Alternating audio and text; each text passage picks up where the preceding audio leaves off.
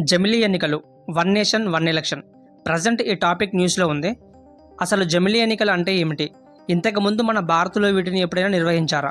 జమిలీ ఎన్నికల వల్ల అసలు అడ్వాంటేజెస్ ఏంటి, డిసడ్వాంటేజెస్ ఏంటి, ఇలాంటి అంశాలతో కంప్లీట్ ఇన్ఫర్మేషన్ని ఈ వీడియోలో చెప్పబోతున్నాను. సో మీరు చేయాల్సిందల్లా ఒకటే, ఈ వీడియోని చివరి వరకు చూడండి. ఇక without any delay let's get in to video. జమిలీ ఎన్నికలు వన్ నేషన్ వన్ ఎలక్షన్ అనగా దేశం మొత్తంలో లోక్సభ, రాష్ట్ర అసెంబ్లీలకు మరియు స్థానిక సంస్థలకు ఒకేసారి ఎన్నికలు నిర్వహించడం. నిజానికి జమిలీ ఎన్నికల నిర్వహణ అనేది భారత్కి కొత్తేమీ కాదు. లోక్సభకు, రాష్ట్రాల అసెంబ్లీలకు 1951-52 నుండి 1967 వరకు ఒకేసారి ఎన్నికలు జరిగాయి.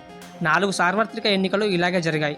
కానీ 1968-69లో కొన్ని రాష్ట్రాల అసెంబ్లీలో ముందస్తుగా రద్దు చేయబడిన తర్వాత ఈ పద్ధతి ఆగిపోయింది. ఆ తర్వాత కూడా సుస్థిర ప్రభుత్వాలు ఏర్పడకపోవడం, రాష్ట్ర ప్రభుత్వాల గడువు కంటే ముందే రాష్ట్ర శాసనసభలను రద్దు చేయడం వల్ల జమిలీ ఎన్నికలకు ఫుల్ స్టాప్ పడిందని చెప్పవచ్చు. అయితే మళ్ళీ ఇన్ని సంవత్సరాల తర్వాత జమిలీ ఎన్నికల కాన్సెప్ట్ తెరపైకి రావడానికి కొన్ని కారణాలు అయితే ఉన్నాయి. అవేంటో చూద్దాం. ఇప్పుడు ఏడాది పొడవునా ఏదో ఒక రాష్ట్రంలో ఎన్నికలు జరుగుతూనే ఉన్నాయి.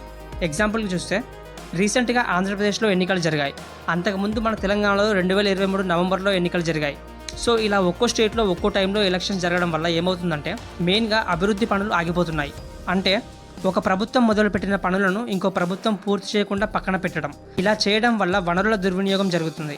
అండ్ అలాగే ఎన్నికల ఖర్చు కూడా పెరుగుతుంది. అందుకే ఏకకాలంలో అన్ని ఎన్నికలను ముగించాలనే కసరత్తు తాజాగా మరోసారి తెరపైకి వచ్చింది. అయితే ఈ జమిలీ ఎన్నికల నిర్వహణ అమలు కోసం కేంద్ర ప్రభుత్వం మాజీ రాష్ట్రపతి రామ్నాథ్ కోవింద్ అధ్యక్షతన ఒక కమిటీని నియమించింది. ఈ కమిటీ సిఫార్సులను అనుసరించి మన దేశంలో జమిలీ ఎన్నికలను నిర్వహించనున్నారు. అయితే రీసెంట్గా ఈ కమిటీ కేంద్ర ప్రభుత్వానికి తన నివేదికను సమర్పించింది. నివేదికలోని కొన్ని ఇంపార్టెంట్ అంశాలను అయితే తెలుసుకుందాం. జమిలీ ఎన్నికలకు రామ్నాథ్ కోవింద్ కమిటీ 2 అంచెల విధానాన్ని సూచించింది. మొదటి దశలో లోక్సభ, అసెంబ్లీలకు జమిలీ ఎన్నికలను నిర్వహించాలని, ఆ తర్వాత రెండో దశలో ఈ ఎన్నికలకు మున్సిపాలిటీలు, గ్రామ పంచాయతీల ఎన్నికలను జత చేయాలని రామ్నాథ్ కోవింద్ కమిటీ సూచించింది. దీనికోసం ఈ కమిటీ దేశం మొత్తం ఒకే ఓటర్ జాబితాను తయారు చేయాలని సూచించింది.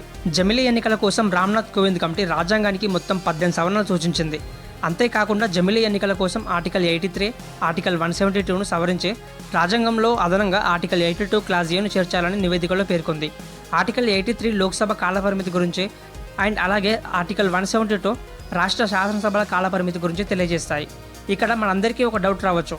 లోక్సభతో పాటు అన్ని రాష్ట్రాలకు ఒకేసారి ఎన్నికలు నిర్వహించినప్పుడు ఏదైనా కారణాల చేత అసెంబ్లీ మరియు స్థానిక సంస్థలు రద్దయినప్పుడు, వాటికి తిరిగి ఎన్నికలు నిర్వహించినప్పుడు వాటి కాలపరిమితి ఎన్ని సంవత్సరాలు ఉంటుందనే డౌట్ మనందరికీ రావచ్చు. కానీ అలాంటి సమయంలో అసెంబ్లీ, స్థానిక సంస్థలకు మధ్యంతర ఎన్నికలు నిర్వహించినప్పుడు వాటి కాలపరిమితి లోక్సభ కాలపరిమితితో సమానంగా ఉంటుంది.